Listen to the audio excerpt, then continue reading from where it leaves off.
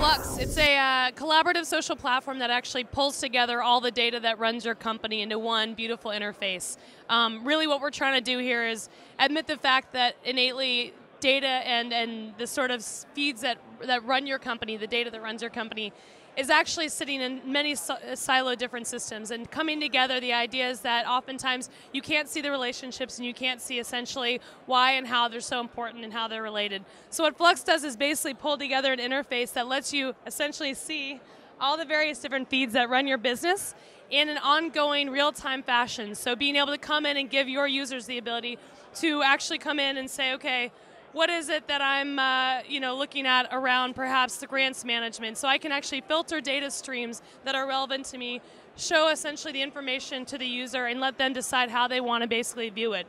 We can toggle between various different design interfaces, so everything from what we call the list view into essentially different maps and different data visualizations. And the idea then is that you're collecting this data already, and the desire then to be able to pull it together is something that gives your users and empowers them at all levels to make the right decision, whether it's at the administrative level or all the way up to the CEO. To that degree, we found a lot of really great traction so far. We started with the public sector. This is a place where you get a lot of information that is available to the public, and you want to be able to pull in that. So something like a foundation comes in, and they want to be able to understand, well, who else is granted to a specific entity, and to what degree have they found success. So it's been really resonating, I think, with places where typically feeds of information have existed in separate entities, and you want to be able to see it together. And we show that relationship really cleanly.